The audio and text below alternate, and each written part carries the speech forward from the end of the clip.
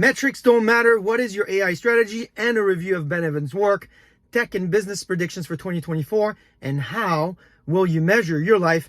That's all we will cover in today's CarCast. If you're new here, and according to my YouTube stats, many of you are, so welcome, and don't forget to subscribe because the CarCast is dedicated to data, AI, and tech executives like you who care about company building and company scaling. It's syndicated to VentureBeat, where 6 million unique can view it. 300,000 followers can follow it. So if at the end of this video you like what you're seeing and you find the CarCast useful, please subscribe, share it, like, comment, and let me know how the community and I can help you.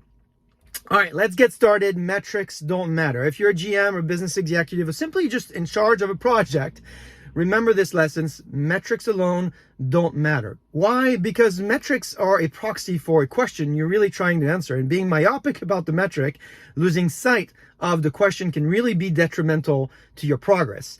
And you should only also run your business on a few simple but surgical metrics that everyone can understand with extreme clarity and precision. And I mean everyone, people on your team, your leaders, and your board. There's a number of leaders that have taught us this lesson, and if you'd like to know more, you can subscribe to the CarCast on YouTube, of course, follow me on LinkedIn, or simply check out my blog where I give you some of these great resources. The first one is Lex Fridman's interview of Jeff Bezos a few weeks ago. I've been a longtime fan of this book, The Amazon Way, as an operating model. I've hired and worked with a lot of Amazonians, and I can tell you they live and breathe with the rules here. So this is real stuff, very useful. Check it out if you have time. And second, a great resource from my friend Dave Kellogg on the metrics that matter, the 12 most important metrics any CEO should be obsessed about, and their associated questions. Remember, it's not just about the metrics, it's about the questions themselves. Now, speaking of questions, many of you have asked me about my predictions for AI for this year, and my summary of 2023 has been 2023 was the year of AI arrogance versus AI ignorance, and 2024 is going to be the year of AI impatience versus AI resistance. Now, I'm not the best person to prognosticate here. In fact, there are two places I would suggest you go to for better and granular analysis. The first one is The Economist, and you've heard me talk about this. I've got an entire CarCast on that, and you can find it up here. I think I'm going to put the link for you to check it out. And the second one is calblog.com. 10 predictions every year. I think he's done this for the last 10 years. There are three I want to talk to you about today. The first one is this prediction that Dave expects a slow bounce back in startups, and he's predicting that 2024 will be the year of efficient growth. In other words, as he says it, GAC, G-A-A-C, or growth at all costs, is dead. Now, we talk about the rule of 40. We talk about a bunch of metrics, but the one killer metric that he points to is AR over FTE. So be on the lookout for this one. The transition between GAC and GARP, or growth at a reasonable price, as seems to be complete according to Dave. The second prediction, which I think is interesting, is this AI-driven GTM efficiency. Points to a blog or data from Battery that shows that an AI-enabled sales team with 75 people can drive about the same quota as a traditional 110-person team. So check it out, because this is a question you might want to get ready for in your board conversations. And finally, coming back to AI, the blog points to 4 questions that this domain will have to deal with in 2024. Questions around philosophical approaches, practical ones, legal ones, and of course pricing, how these companies are going to make money. Or in the way I think about it for this year, AI's resistance versus AI impatience. Now, speaking of impatience, have you ever asked yourself if you're living your life the right way? And how will you measure your life is a book from one of my business heroes. I've talked about him before. This book here, How Will You Measure Your Life by Clay Christensen. Now, if you don't have time to read the book, at least go check out the Harvard Business Review piece on it, because you'll get basically the gist of it. According to Clay, there's 6 considerations. I'm going to highlight 3 for you to think about. The first one is create a strategy for your life and allocate resources accordingly. We do this in business, but it really is about defining with your partner what your goals are and how you'll define and decide how to spend your time on it. And Clay calls out the fact that at work or career provide a great framework or great evidence that we're moving forward when you ship a product, complete a presentation, or close a sale.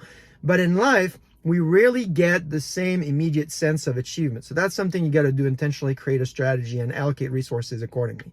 The second one is develop a family culture and avoid what he calls marginal cost mistakes.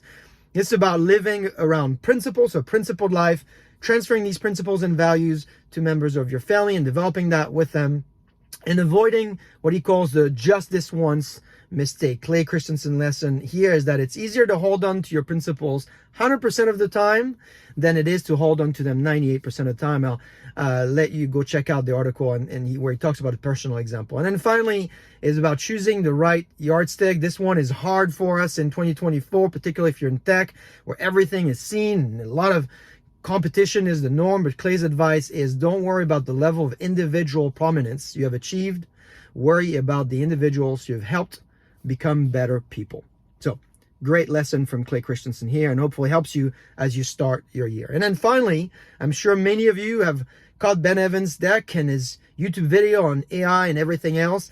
And I think he does a great job asking if AI is more than a platform and why it's useful. But if you are in the enterprise today, I think there's at least 5 essential key stats you should consider as you build your AI strategy. The first one is understanding how adoption in the enterprise actually works. It took 10 years for 2/3 of businesses in America to have a website. And adopting AI successfully is hard, is going to be hard. And that's because it's not just a tech trend, in my opinion. It's not just a platform shift. It's a transformation opportunity for many companies and many people. And so check out this stat on The Economist, actually, this 2/3 stat that I'm talking about. Then there's this trend of AI everywhere and all at once. Gartner predicted by 2026, more than 80% of ISVs will have embedded Gen AI capabilities in their enterprise applications, up from less than 1% today. So you can see, you're going to hear a lot about AI.